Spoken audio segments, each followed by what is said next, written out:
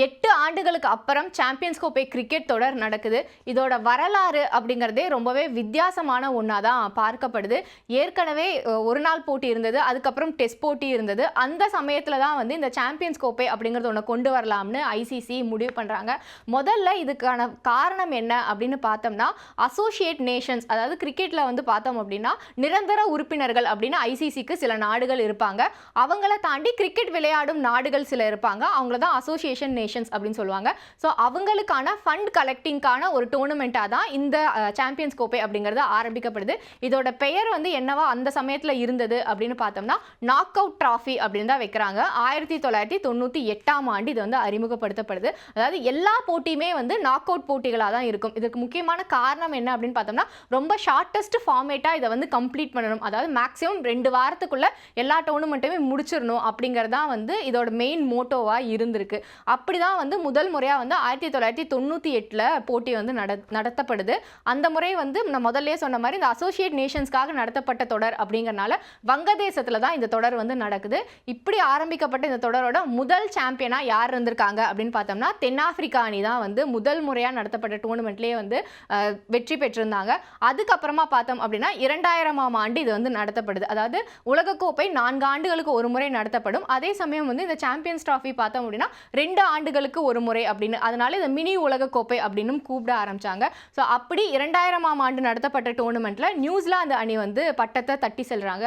இந்த போட்டியை பொறுத்த வரைக்கும் ரொம்பவே முக்கியமான ஒன்று. ஏன்னா இதில் வந்து இறுதிப் போட்டியில் நியூசிலாந்து யாரை வந்து வீழ்த்தினாங்க அப்படின்னு பார்த்தோம்னா நம்மளோட இந்தியா அணியை தான் வீழ்த்தி சாம்பியன் பட்டத்தை தன்வசப்படுத்தினாங்க. அதுக்கப்புறமா 2002ஆம் ஆண்டு இந்த ஆண்டு தான் வந்து சாம்பியன்ஸ் கோப்பை அப்படிங்கிற பெயர் வந்து அறிமுகப்படுத்தப்படுது.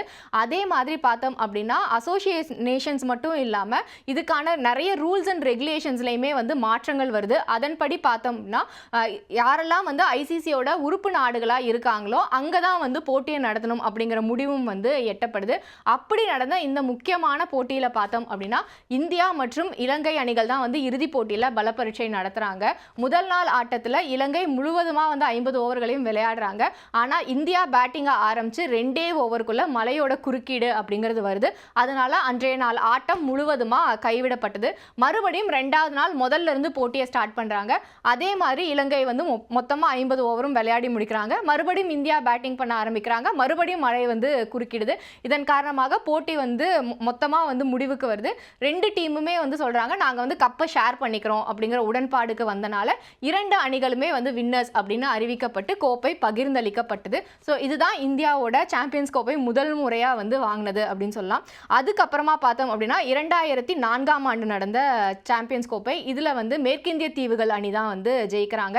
இதுக்கப்புறமா பார்த்தோம்னா ஆரம்பத்தில் 2 ஆண்டுகளுக்கு ஒரு முறை அப்படின்னு ஆரம்பிக்கப்பட்டது வந்து அடுத்தது 2006ல் வந்து நடக்குது. அதில் வந்து ஆஸ்திரேலியா அணி வந்து ஜெயிக்கிறாங்க. இதுக்கப்புறம் 2007ஆம் ஆண்டு தான் வந்து T20 உலகக்கோப்பை வந்து அறிமுகப்படுத்தப்படுது. இப்போ தான் T20 உலகக்கோப்பை முடிஞ்சிருக்கு. உடனே வந்து சாம்பியன்ஸ் கோப்பையை நடத்த வேண்டாம் அப்படிங்கிறனால இன்னும் ஒரு ஆண்டுக்கு வந்து அதை தள்ளி போடுறாங்க. அதனால 3 வருடங்களுக்கு அப்புறமா 2006க்கு அப்புறம் 2009ஆம் ஆண்டு தான் வந்து சாம்பியன்ஸ் கோப்பை மறுபடியும் நடக்குது. அந்த முறையும் பார்த்தோம் அப்படின்னா நடப்பு சாம்பியன் அந்தஸ்தோட கிளம்புறங்கன்னா ஆஸ்திரேலியா மறுபடியுமே கோப்பையை தன்வசப்படுத்துறாங்க.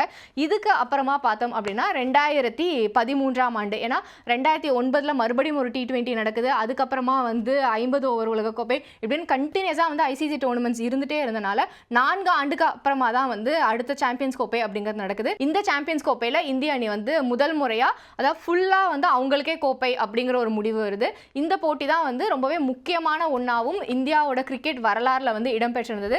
ஏன்னா 2007ல் T20 உலகக்கோப்பை ஜெயிக்கிறாங்க. அதுக்கப்புறமா பார்த்தோம் அப்படின்னா 2011ல் 50 ஓவர் உலகக்கோப்பை, அதுக்கப்புறம் 2013ல் பார்த்தோம் அப்படின்னா இந்த சாம்பியன்ஸ் கோப்பை அப்படின்னு ஐசிசி நடத்துகிற எல்லா வகையான கோப்பையுமே கிட்டத்தட்ட ஒரு 5 வருஷத்துக்குள்ள இந்தியாவோட வசமானது அப்படிங்கிறது இது வந்து முக்கியத்துவம் பெறதுக்கான காரணமாக அமைஞ்சிருந்தது.